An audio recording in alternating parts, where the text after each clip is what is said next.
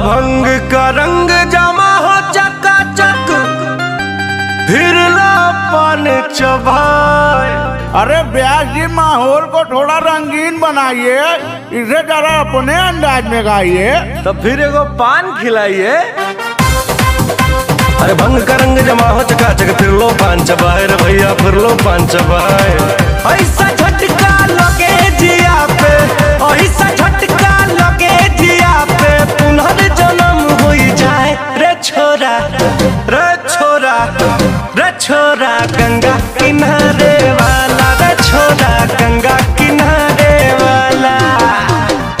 हो कहीं के पान बना रस वाला, खुल जाए बंद अकल का ताला, फिर तो ऐसा करे बवाल, सीधी कर दे सबकी चाल। रे छोरा, हो छोरा, हा छोरा गंगा किनारे वाला, रे छोरा गंगा किनारे वाला।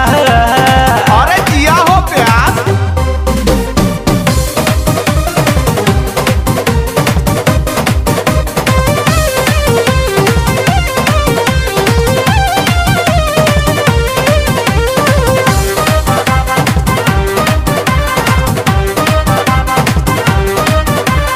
कन्याकुमारी हमारे चक्कर में पड़ गई, हाय हाय हाय हाय। अचानक एनर्जी जैसे बॉडी में बढ़ गई, हाय हाय हाय भाई बूझो बवाल, कहीं भंगिया जो चढ़ गई।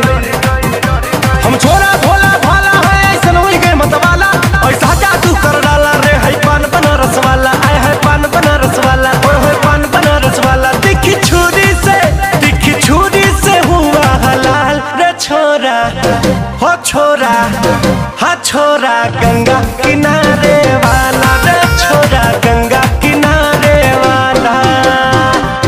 हो कहीं के पान बनारस वाला, खुल जाए बंद अकल का ताला, उठवा कई के लाले लाल, की गजबे चाप दिया भोकाल। की छोरा, हो छोरा, हा छोरा गंगा किनारे वाला, रे छोरा गंगा किनारे वाला।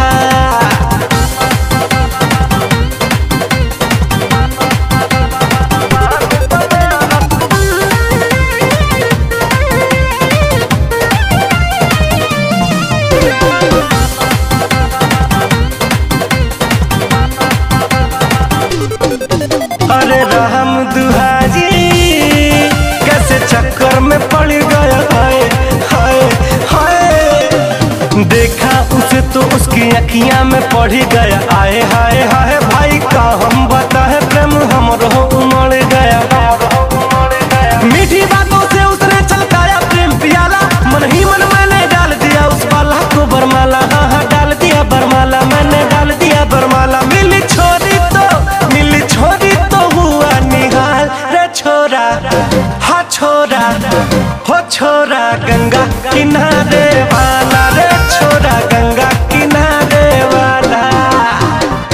हो खाई के पान बनारस वाला, खुल जाए बंद अकल का ताला, ऐसन होई गवा हमारा हाल, कि मनवा नाचे सौ सौ ताल। रे छोरा, हा छोरा, हो छोरा गंगा किनारे वाला, रे छोरा गंगा किनारे वाला। अरे पूरा इंडिया हिली बाबू, खाली तू देखत जा।